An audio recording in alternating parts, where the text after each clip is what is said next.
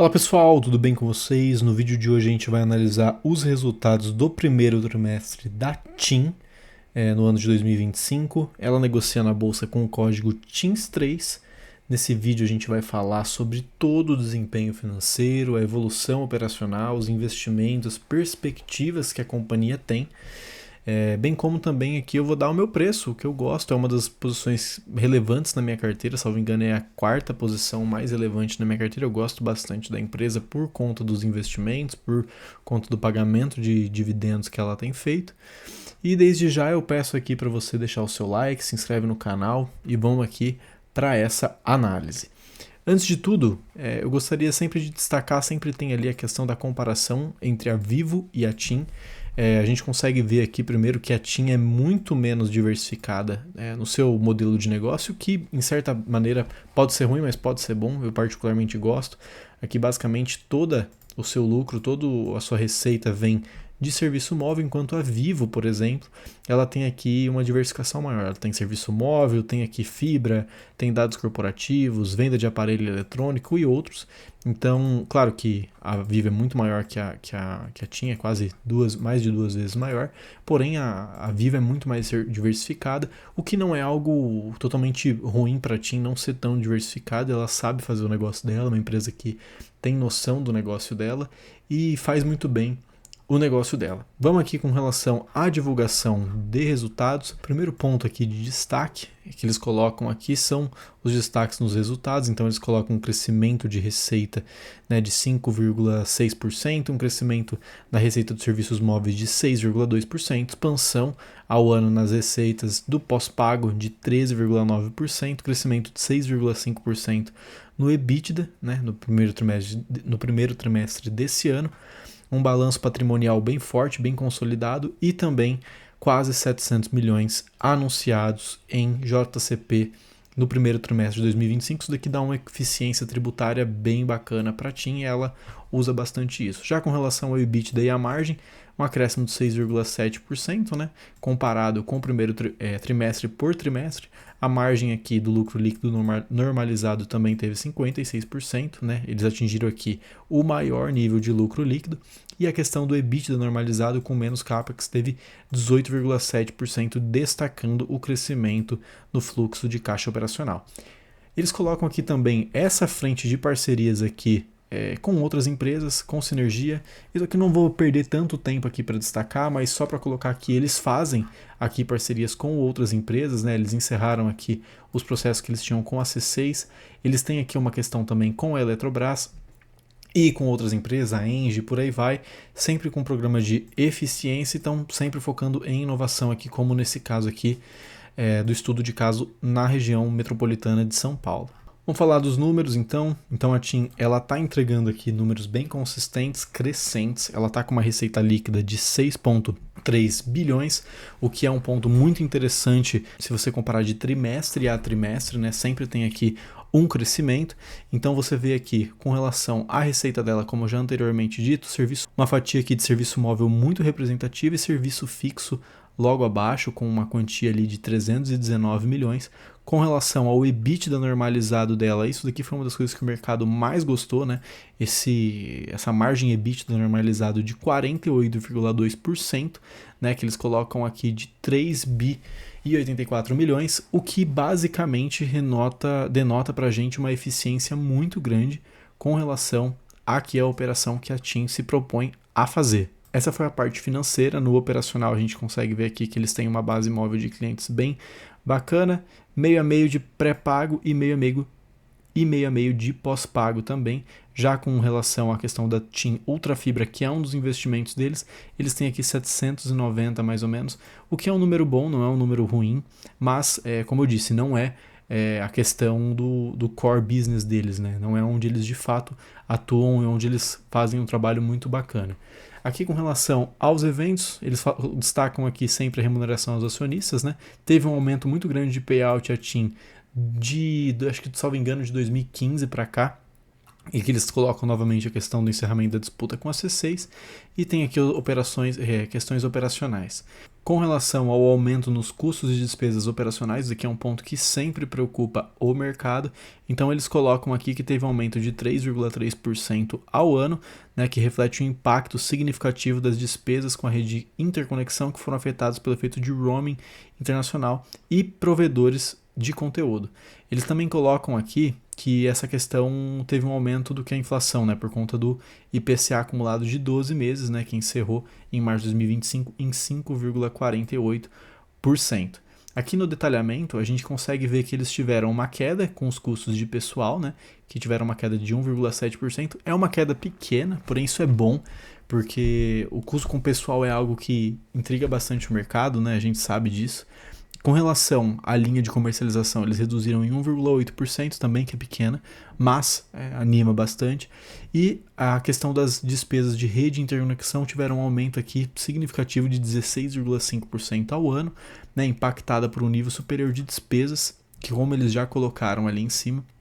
E também eu acho que aqui é uma questão de oferta e demanda, né, que eles acreditam que estão impactando de maneira positiva, de maneira negativa no balanço deles. Com relação à linha de provisões para devedores duvidosos, né, a gente acredita que só banco tem isso, não, muitas empresas têm esse ponto. Eles tiveram uma alta de 6,9%, que é uma questão de inadimplência, né? Por quê? Porque eles cresceram a base deles de pós-pago, né, que foi quase 10% superior se comparado ao mesmo período do ano passado.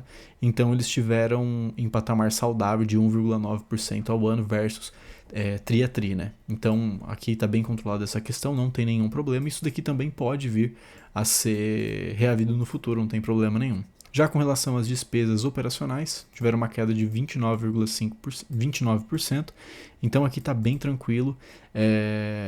Eles destacam aqui que vai em função de um menor nível de provisões para contingências fiscais, questões tributárias aqui. Com relação à dívida, é algo que preocupa bastante no cenário de juros que a gente tem. O perfil da dívida dela é essa daqui, então tem aqui KfW, Fineva, debentures, BNDES, BNB. É uma dívida que não preocupa tanto frente aos seus outros setores, porque é uma dívida controlada, né? Ela é uma dívida saudável, a gente entende que é uma dívida saudável mesmo com essa taxa de juros. Então eles até colocam aqui que teve um aumento frente ao primeiro TRI, que esse aumento ele reflete no aumento da posição de lease total, ainda que parcialmente compensada por uma redução da dívida financeira, então é algo aqui bem controlado.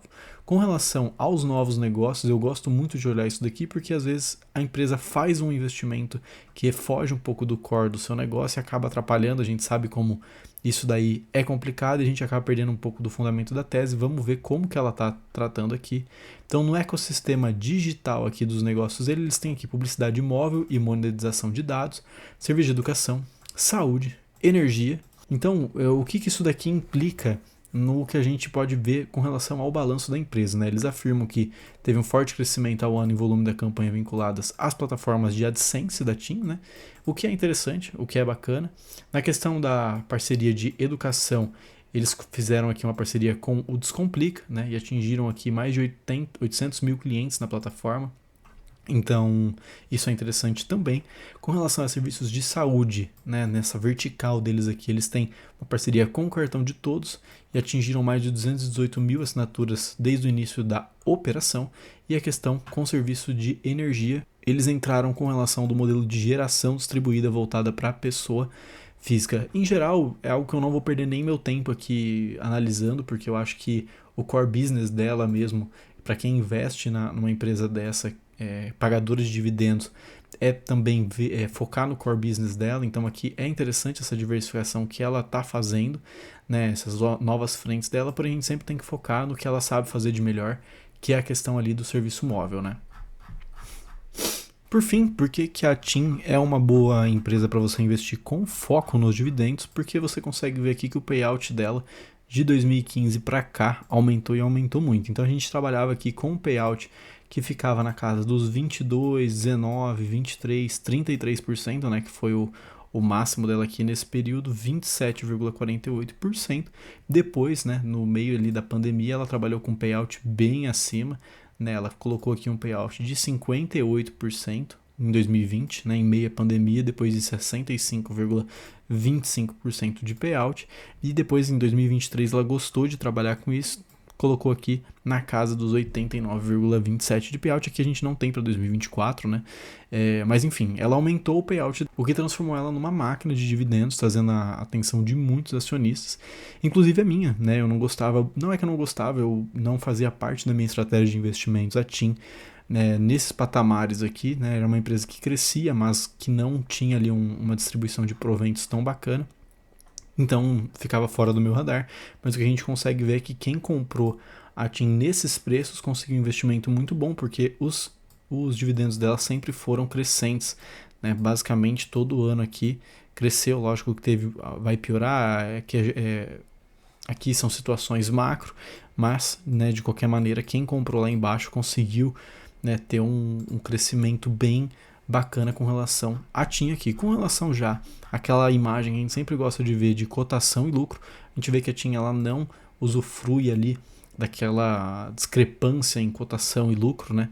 A gente vê aqui que o lucro está bem em linha com a cotação, mas quem comprou aqui em 2018, quando o lucro estava lá em cima, a cotação estava lá embaixo, 2015 também, que foi uma boa oportunidade, até mesmo se a gente for colocar em questão para quem acreditou na empresa em 2022 também, fez uma excelente compra.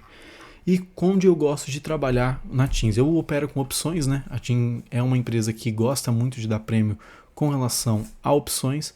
Nesse patamar aqui, ela está no topo histórico, não compro o topo histórico, lembrando sempre que não é uma recomendação de investimento. Nesses preços aqui eu consigo trabalhar com ela em 16,56 e também em 17,61. Por quê? Porque aqui a gente consegue ver que era um topo, virou um fundo. Então essa linha aqui é importante trabalhar, é bacana de trabalhar, eu gostaria de trabalhar com ela nesse patamar de preço aqui, eu fico confortável, lógico, a gente queria que ela voltasse aqui para a região dos R$13, mas eu acho muito difícil, né, entregando tanto resultado, o mercado gostando tanto da empresa, eu acho difícil disso daí acontecer. Bom, desse jeito eu vou ficando por aqui, peço seu like e, se possível, um favorito.